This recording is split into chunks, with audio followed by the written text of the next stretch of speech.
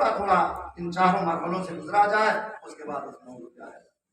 بچپنا کہاں سے شروعات ہوتی ہے؟ کہا شکم مادر سے، اس مکان سے نکل کر ایسی فضا میں آ جانا کہ جب تک اس فضا میں رہے خون پی کر زندگی گزار رہے تھے، انہی تو غذا تھی شکم مادر میں، لیکن اب پیدا ہو گئے تو اب یہ غذا کیا ہو گئی؟ حرام ہو گئی۔ اب قدرت نے کہا نہیں، وہی خون جب تم اس دنیا میں لے رہے تھے، اب اسی خون کو قدرت شکم سینہ مادر، صدر مادر میں اس کو شیر کی شکل میں تبدیل کر دے گا، یہ اب دودھ بن کر تمہاری غذا قرار پائے گا۔ یعنی چیز وہی ہے، قدرت خدا سے اس نے اپنی ماہیت بدل دی، حکم تطہیر کا ملا اور بچے کی غذا بنا۔ لیکن یہاں پر رک کر بچپنے کا دور وہ ہوتا کہ جب بچہ پیدا ہوتا ہے تو اندر روتا نہیں، لیکن پیدائش کے وقت رونا ضروری سمجھا جاتا ہے۔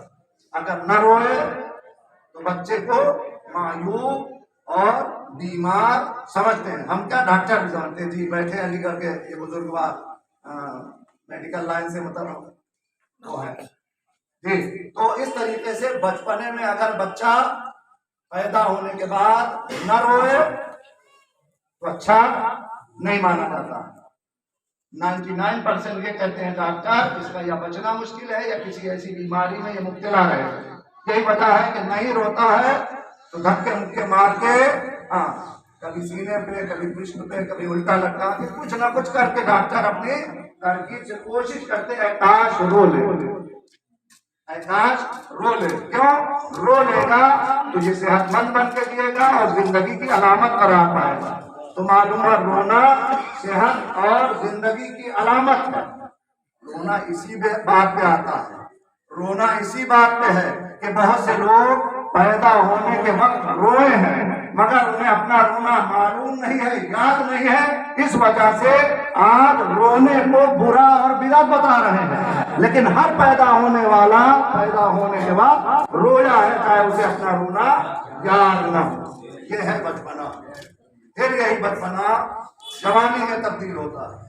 جوانی کے مرحلے کے لیے معلوم ہے جوش جوانی، اور معصومین نے بھی فرمایا ہے اور قوم کے جوانوں سے معصوم نے جو پیغام دے کر کہ یہی مرحلہ بگڑنے کا بھی ہوتا ہے، یہی مرحلہ سدھرنے اور سنورنے کا ہوتا ہے۔ اور ہمارے علماء بھی یہی پیغام دیتے ہیں کہ 14 سال کے بعد سے، یعنی سن بلوغ 14-15 اور 22-23 سال کی عمر تک کوشش کرو زیادہ سے زیادہ علم اور ان سب کو حاصل کر لو، تاکہ پھر بعد کی زندگی تمہارے اپنے لیے بھی، اپنے خاندان کے لیے بھی، اپنے سماج کے لیے بھی، اپنے ملک کے لیے بھی، اپنی ملت کے لیے بھی قابل استفادہ ہو، سب کے کام آ سکو۔ ظاہر بات جب پڑھے لکھے گا تو لامحالہ اس کو یہ فائدہ ملے اور ہوتا بھی ہے۔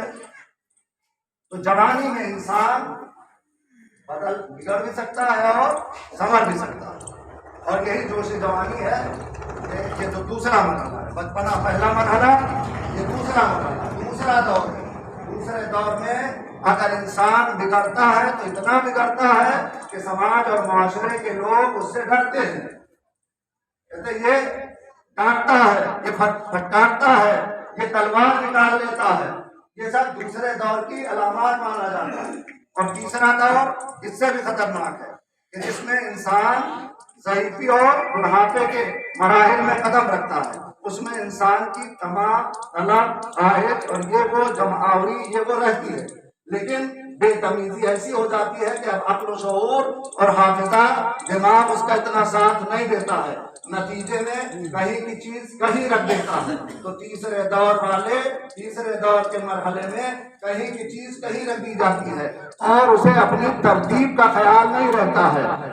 سلام آپ قربان جائیں علی ابن ابی طالب کے کہ جن کو عالم اسلام نے چوتھا مانا، مگر ان 3 دوروں سے چوتھا دور اس لحاظ سے بہتر ہے جسے بظاہر لفظ موت سے یاد کیا گیا ہے، لیکن موت ایک ایسی حقیقت ہے کہ کوئی بھی انسان وہ چاہے صاحب عقل و شعور ہو یا عقل و شعور نہ رکھتا ہو، یہی کہتا اور دیکھتا ہے کہ موت ایسی برحق ہے کہ ہر ایک کو آنا ہے. تو 3 دور وہ ہیں کہ جو آج ہیں کل بدل جائیں گے. بچپنا جوانی میں، جوانی بڑھاپے میں، اور تیسرا دور آتے آتے بے ترتیبی ایسی ہو جاتی ہے کہ قرآن کو جمع تو کر دیا جاتا ہے، لیکن جب علی ترتیب دینے کی بات کرتے ہیں تو علی کا پیش کردہ قرآن قبول نہیں کیا جاتا ہے.